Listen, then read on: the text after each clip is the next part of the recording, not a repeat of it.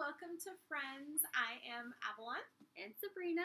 And welcome to our channel. Hello, welcome back. Did I just say welcome to Fun? fun?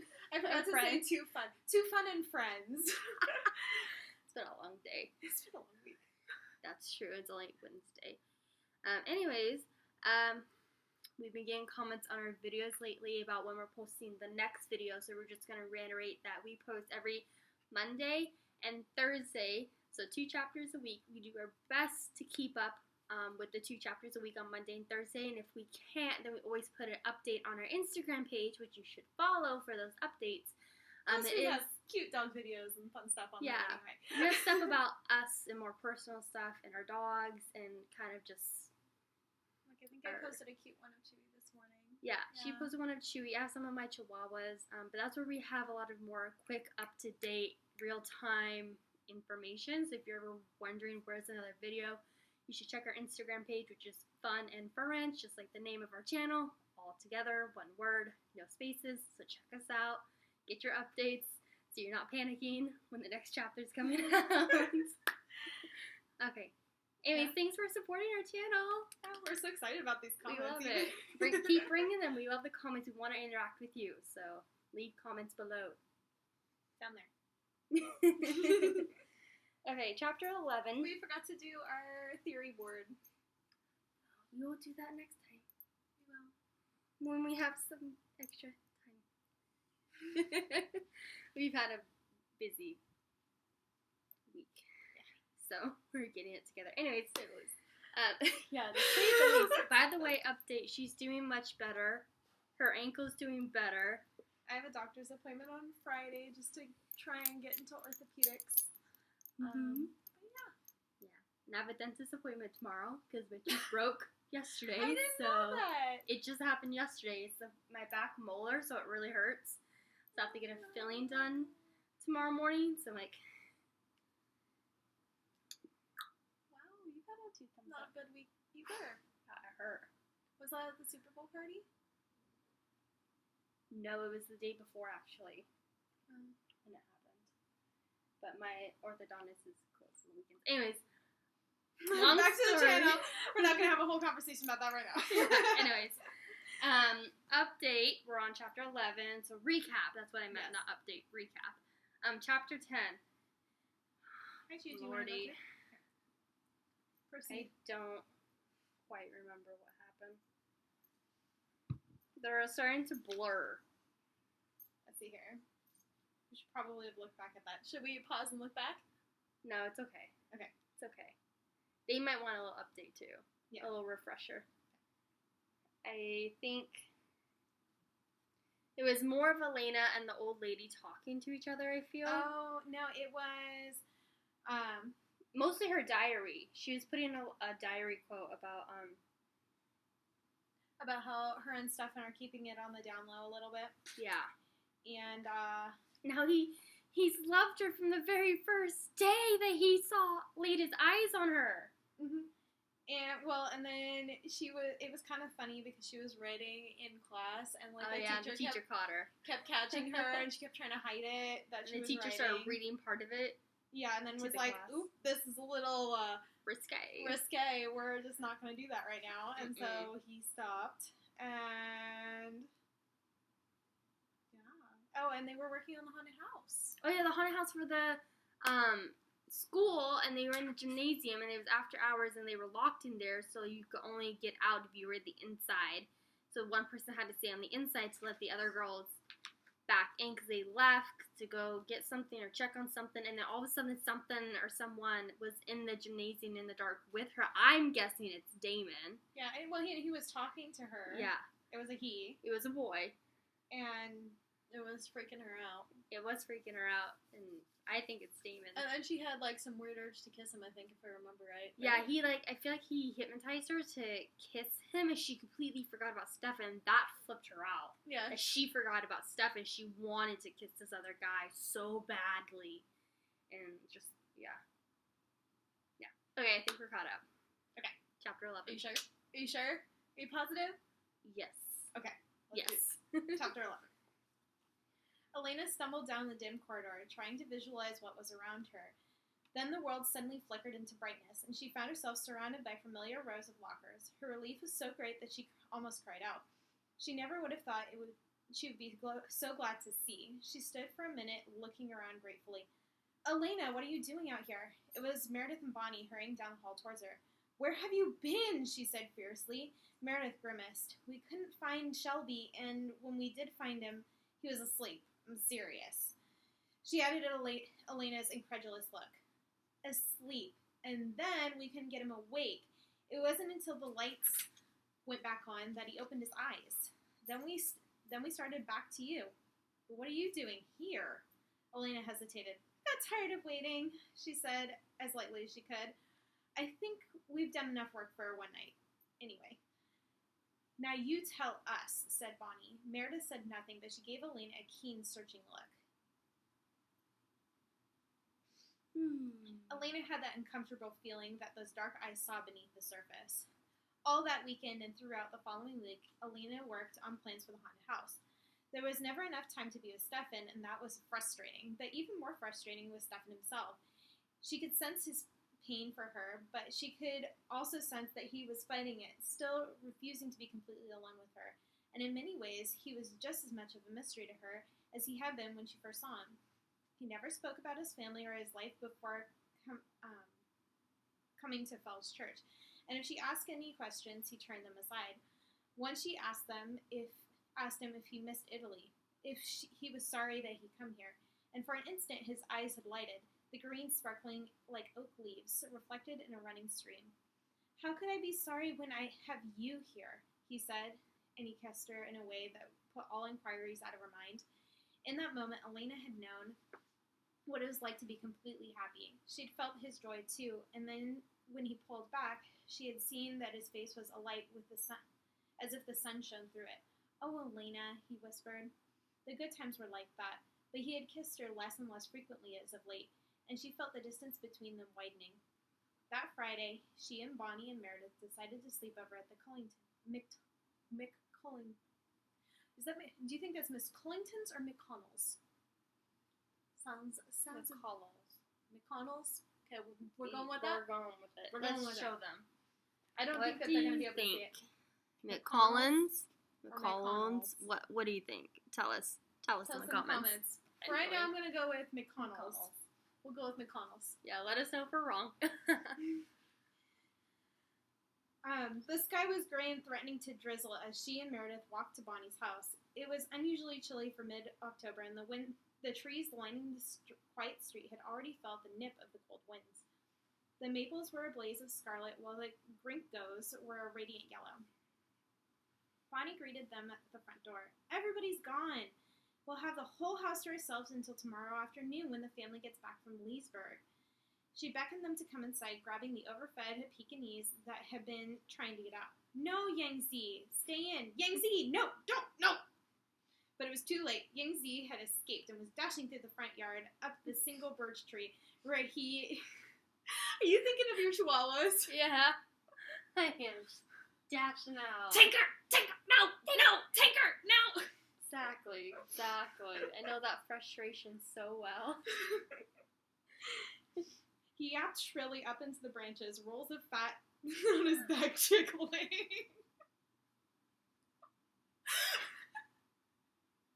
That's more like Tinkerbell. I know. Anyway. Proceed. "Oh, what's he after now?" said Bonnie, putting her hands over her ears. That word jiggling just makes me laugh, no Well, matter what. I was just, like, imagining the little the fat rolls on his back going as he's, like, yapping up the tree. Exactly. "It looks like a crow," said Meredith. Elena stiffened. Oh, no. Uh-oh. Oh, no. She took a few steps towards the tree, looking up into the golden leaves, and there it was, the same crow that she'd seen twice before, perhaps 3 times before, she thought, remembering the dark shape winging up from the oak trees in the cemetery. As she looked at it, she felt her stomach clench in fear and her hands grow cold. It was staring at her again with its bright black eyes, a almost human stare. That eye, where had she seen that eye like that before? Suddenly, all 3 girls jumped back as the crow gave a harsh croak. What? That's what I imagine. Okay. It's croak. We'll go with it. You wanna go with it? Okay. I'm It rolling with it. wasn't terrible, right? No, Should I not try again? No. Don't need to. And thrashed its wings, bursting out of the tree towards them. At the last moment, it swooped down instead of on the little dog, which was now barking hysterically. It came within inches of canine teeth and then soared back up again, flying over the house to disappear into the black walnut trees beyond.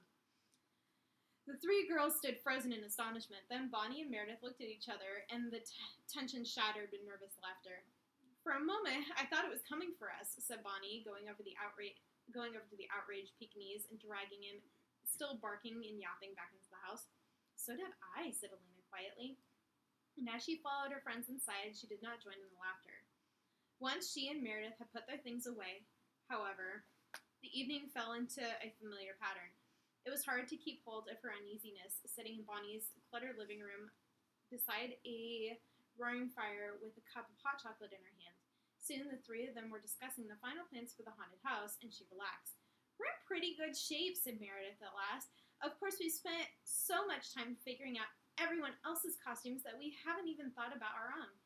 Mine's easy, said Bonnie. I'm going to be a druid priestess, and I only need a garland of oak trees for my hair and some white robes.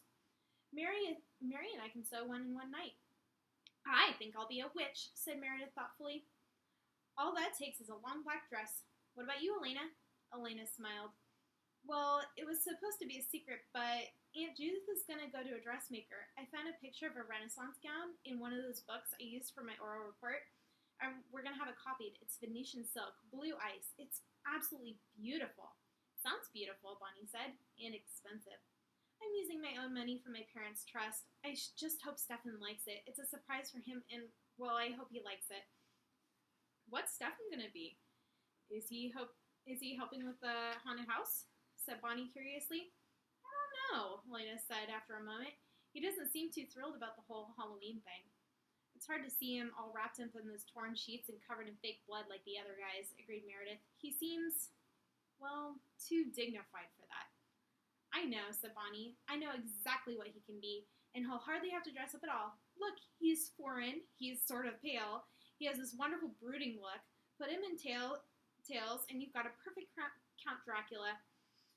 Elena smiled in spite of herself. Well, I'll ask him, she said. Speaking of Stefan, said Meredith, her dark eyes on Elena, how are things going? Elena sighed, looking away into the fire. I'm not sure, she said at last slowly. There are times when everything is wonderful, and then there's other times when... Meredith and Bonnie exchanged a glance, and then Meredith spoke quietly. Other times when... Elena hesitated, debating. Then she came to a decision. Just a sec, she said, and got up and hurried to the stairs. She came back down with a small blue velvet book in her hands. I wrote down some of it last night, and I couldn't sleep, she said. It says it better than I can now. She found the page and took a deep breath and began. October 17th. Dear Diary, I feel awful tonight, and I have to share it with someone. Something is going wrong with Stefan and me. There is this terrible sadness inside of him and I can't reach, and it's driving us apart, and I don't know what to do. I can't bear the thought of losing him, but he's so very unhappy about something, and he won't tell me what it is. If he won't trust me that much, I don't see any hope for us. Yesterday, when he was holding me, I felt something smooth and round underneath his shirt, something on a chain. I asked him teasingly if it was a gift from Caroline, and he just froze and wouldn't talk anymore. It was as if there was suddenly 1,000 miles away in his eyes. There was so much pain in his eyes I could hardly stand it. Elena stopped reading and traced the last lines written in the journal silently with her eyes. I feel as if someone has hurt him terribly in the past and he's never gotten over it. But I also think there's something he's afraid of. Some secret he's afraid I'll find out. If I only knew what it was, I could prove him that he can trust me. And he can trust me no matter what happens, to the end. If only I knew, she whispered. If only you knew what, said Meredith and Elena, looking up startled. Oh, if only I knew what was going to happen, she said, quickly closing the diary. I mean, if I knew we were going to break up eventually, I suppose we would just want to get it over with. But I know it's going to turn out all right in the end. I wouldn't mind anything that happens now, but just going day after day without being sure is awful. Bonnie bit her lip and then sat up, eyes sparkling. I can show you a way to find out, Elena, she said. My grandmother told me there's a way to find out who you're going to marry. It's called the Dumb Supper. Let me guess, an old druid trick? Said Meredith. I don't know how old it is, said Bonnie. My grandmother says there's always been dumb suppers. Anyway, it works. My mother saw my father's image when she tried it, and a month later, they got married. It's easy, Elena, and what do you have to lose? Elena looked from Bonnie to Meredith. I don't know, she said. But look, you don't really believe. Bonnie drew herself up with an affronted dignity. Are you calling my mother a liar? Oh, come on, Elena. There's no harm in trying. Why not? What would I have to do? Said Elena doubtfully. She felt strangely intrigued, but at the same time rather frightened. It's simple. We have to get something ready before the stroke of midnight. 5 minutes before midnight, Elena stood in the McConnell's dining room, feeling more foolish than anything else. From the backyard, she could hear Yangzi's frantic barking, but inside the house there was no sound except for the unhurried tick of the grandfather clock. Following Bonnie's instructions, she had set the big black walnut on the table with one plate, one glass, and one set of silverware. All the time not saying a word. Then she had lit a single candle in a candle holder in the center of the table and positioned herself behind the chair with the place setting. According to Bonnie, in the stroke of midnight, she was supposed to pull the chair back and invite her future husband in. At that point, the candle would blow out and she would see a ghostly figure in the chair. Earlier, she had been a little uneasy about this, uncertain about if she wanted to see any ghostly figures, even if it was her husband-to-be. But just now, the whole thing seemed silly and harmless. As the clock began to chime, she straightened up and got a better grip on the chair back. Bonnie had told her not to let go until the ceremony was over. Oh, this was silly. Maybe she wouldn't have to say the words. But the clock started to toll the hour, and she heard herself speaking. Come in, she said self-consciously to the empty room, drawing at the chair. Come in. Come in. The candle went out. Elena stared into the sudden darkness. She felt the wind, a cold gust that had blown out the candle. It came from the French doors behind her, and she turned quickly, one hand still on the chair. She would have sworn those doors were shut. Something moved in the darkness. Terror washed through Elena, sweeping away her self-consciousness and any trace of amusement. Oh God, what had she done? What had she brought upon herself? Her heart contracted, and she felt as if she had been plunged without warning into a dreadful nightmare. It was not only the dark, but utterly silent. There was nothing to see and nothing to hear, and she was falling. Allow me, said a voice, and a bright flame sputtered into the darkness. For a terrible, sickening instant, she thought it was Tyler, remembering his lighter in the ruined church on the hill. But the candle on the table sprang to life. She saw the pale, long-fingered hand that held it, not Tyler's beefy red fist. She thought for an instant it was Stefan's, and then her eyes lifted to the face. You, she said, astounded. What do you think you're doing here? She looked from him to the French doors, which were indeed open, showing the side lawn. Do you always just walk into people's houses uninvited? But you asked me to come in. His voice was as she remembered it, quiet, ironical, and amused. She remembered the smile, too. Thank you, he added, and gracefully sat down on the chair that she had drawn out. She snatched her hand back off the back. I wasn't inviting you, she said helplessly, caught between indignation and embarrassment. What do you think you're doing hanging around outside Bonnie's house? He smiled. In the candlelight, his black hair shone almost like liquid, too soft and fine for human hair. His face was very pale, but the same tired, utterly compelling, and his eyes caught her own and held them. Helen, thy beauty to me like these Nietzschean barks of lore that gently over a perfumed sea. I think you better go now. She didn't want him to talk anymore. His voice was strange, did strange things to her, made her feel oddly weak, started melting in her stomach. You shouldn't be here, please. She reached for the candle, meaning to take it and leave him, fighting off the dizziness that threatened to overcome her. But before she could grasp it, he did something extraordinary. He caught her reaching hand, not roughly, but gently, and held it in his cool, slender fingers. Then he turned the hand over, bent his dark head, and kissed her palm. Don't, whispered Elena, stunned. "Come with me," he said, and looked up into her eyes. "Please don't," she whispered again, the words swimming around her. He was mad, but what was he talking about? Come with him where? But she felt so dizzy, so faint. He was standing, supporting her. She leaned against him, feeling those cool fingers on the bottom of his shirt at her throat. "Please, no." "It's all right. You'll see." He pulled the shirt away from her neck and the other hand behind her head. "No." Suddenly, strength returned to her, and she jerked away, stumbling against the chair. "I told you to leave, and I meant to. Get out now." For an instant, pure fury surged in his eyes, a dark wave of menace. Then they went calm and cold, and he smiled, a swift, brilliant smile, and he turned off instantly. "I'll leave," he said, "for the moment." She shook her head and watched him go out the French doors without speaking. When they shut behind him, she stood in silence, trying to get her breath. The silence, but it shouldn't be silent. She turned towards the grandfather clock in bewilderment and saw that it had stopped. But before she could examine it closely, she heard Meredith and Bonnie's raised voices. She hurried out into the hall, feeling the unaccustomed weakness in her legs, pulling her shirt back up and buttoning it. The back door was open. She could see two figures outside, stooping over something in the lawn. "Bonnie? Meredith, what's wrong?" Bonnie looked up as Elena reached them. Her eyes were filled with tears. "Oh, Elena, he's dead." "My dog."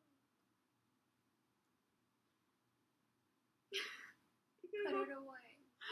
They Put it away. They killed off the dog. Put it away. I don't want to read it anymore. No. Sorry. I didn't know they were going to kill off the dog. Ugh. It's all Damon's fault. I swear this is Damon. It sounds like Damon. It sounds like Damon. It sounds just like Damon, the character in the movie. It sounds just like him. He would be this suave of a guy. Would kill a dog. Yeah. Except towards the end, he was better because Elena kind of changed him. Yeah. But towards the beginning, yeah, he's like this. Yeah. A dog. I'm mad. With a chill of horror, Helena settled down at the little bundle at Bonnie's feet. It was the Pekingese lying very stiffly on his side, eyes open. "Oh, Bonnie," she said. "He was old," said Bonnie, "but I never expected him to go this quickly. Just a while ago, he was barking." Baby. Yeah, baby. I know. He's like, "I'm here to comfort you." I know, big boy. Come on. Lay down. You can lay down.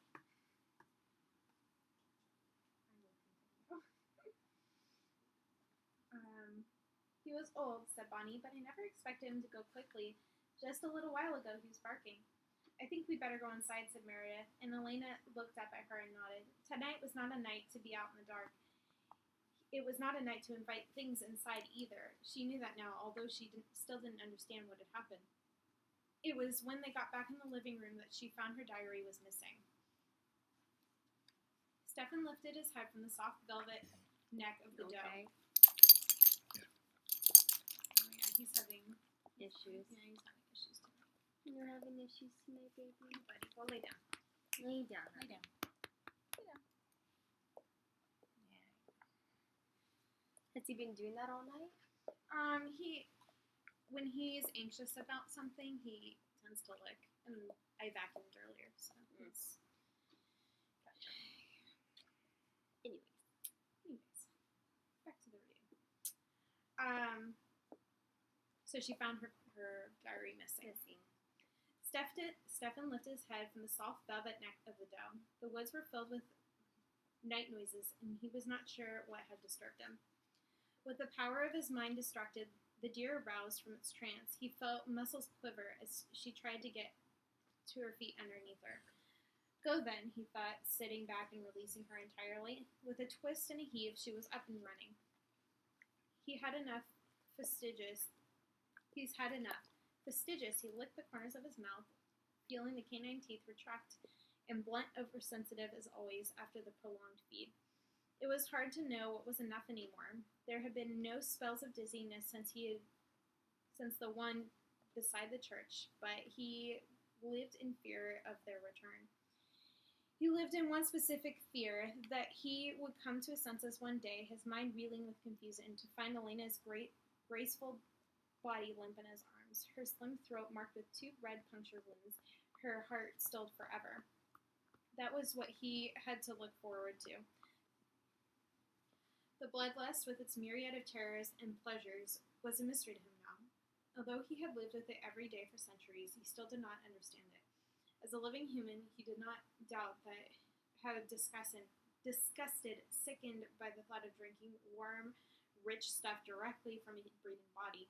That is, if somebody proposed such a thing to him in so many words. But no words had been used that night. The night Catherine had changed him. Even after all these years, the memory was clear. He had been asleep when she appeared in his chamber, moving as softly as a vision or a ghost. He had been asleep, alone. She was wearing a fine linen shift when she came to him. It was the night the day before she had named the day when she would announce her choice, and she had come to him. A white hand parted the curtains around his bed, and Stefan woke from his sleep, sitting up in alarm. When he saw her, pale golden hair gleaming around her shoulders, blue eyes lost in a shadow, he was struck silent with amazement and with love. He'd never seen anything more beautiful in his life. He trembled and tried to speak, but she put 2 cool fingers up to his lips. "Hush," she whispered, and the bed sank under the new weight as she got in. His face flamed. His heart was thundering with embarrassment and with excitement. There had never been a woman in his bed before, and this was Catherine. Catherine, whose beauty seemed to come from heaven. Catherine, whom he loved more than his own soul. And because he loved her, he made a great effort. As she slipped under the sheets, drawing so near to him that he could feel the coolness of the night air on her thin shift, he managed to speak. "Catherine," he whispered, I can wait until we have married in the church. I will have Father arrange it next week. It won't be too long." "Hush," she whispered again, and he felt the coolness of his skin. He couldn't help himself. He put his arms around her, holding her to him. "What we do now has nothing to do with that," she said, and reached out her slim fingers to stroke his throat. He understood, and felt a flash of fear which disappeared as her fingers went on stroking. He wanted anything that would let him be with Catherine. "Lie back, my love," she whispered. "My love." The words sang through him as he lay back on the pillow, tilting his chin back so that his throat was exposed. His fear was gone, replaced by happiness so great that he thought it would shatter him. He felt the soft brush of her hair on his chest and tried to calm his breathing. He felt the breath on his throat, and then her lips, and then her teeth. There was a stinging pain, but he held himself still and made no sound, thinking only of Catherine and how he wished to give her. And almost at once the pain eased, and he felt the blood being drawn from his body. It was not terrible, as he had feared. It was a feeling of giving, of nurturing. Then it was as if their minds were merging, becoming one. He could feel Catherine's joy in drinking him, her delight in his warm blood that gave her life, and he knew she could feel his delight in giving. But reality was receding. The boundaries between dreams and waking were becoming blurred. He could not think clearly. He couldn't think at all. He could only feel, and his feelings were spiraling up and down, carrying him higher and higher, breaking his last ties to the earth. Sometime later, without knowing how he had gotten there, he found himself in her arms. She was cradling him like a mother holding an infant child, guiding his mouth to rest on her bare flesh just above the low of her neck in her night shift. There was a tiny wound there, a cut showing dark against her pale skin. He felt no fear or hesitation. When she stroked his hair encouragingly, he began to suck. Cold and precise, Stefan brushed the dirt off his knees. The human world was asleep, lost in stupor, but his own senses were knife-keen. He would have been sated, but he was hungry again. The memory had awakened the appetite. Nostrils flaring wide, he caught the musky scent of a fox, and he began to hunt. That was a long chapter. That was a really long chapter. That was a long chapter. Well, I'm more convinced now that Damon is involved. Can you forgive him? Can you forgive him for the dog kill? Yes. He's done worse. So. Not in this book, he hasn't. How do you know he's going to become a good guy? Preconceived notion from a TV show. But, Damon's starting to become more relevant in her life. Mm-hmm. More, popping up a little bit more often than he was at the beginning. As I die. Which makes me feel bad for Stefan because he's like, I don't know, he tries to be a gentleman. And Damon just comes in, he's just like a Takes what he wants. Yeah, he's just fire and just, I don't know, sultry. I think it's a little funny how Elena's doing this whole ritual about, like, her husband? Finding her husband. And like, Damon, I think Damon just assumed it was him. And so that invitation will let him into the house. Yeah. And he's just like, oh, that's me. Because this looks like Catherine, so this must be my boo. I'm going to go walk into this house. Yeah. And Elena's like, who the hell are you? Like, you're scaring me now. Yeah. Yep. Now, Stefan is, like, reliving the moment he changed. Yeah. From human to vampire, and, like, how thrilling it was, but yet confusing and a little scary. Well, and, like, there should have been some red flags going off there when she said this has nothing to do with getting married. Like, there should have been some kind of red flags going on there. Because, like, obviously she picked Damon, ultimately. Yeah. And then, you know, Stefan's all left with, like, nothing. And he's absolutely nothing. Yeah. So, poor guy. I know. Poor guy. Such a rough time of it. Well, I'm excited to see how it continues to unfold.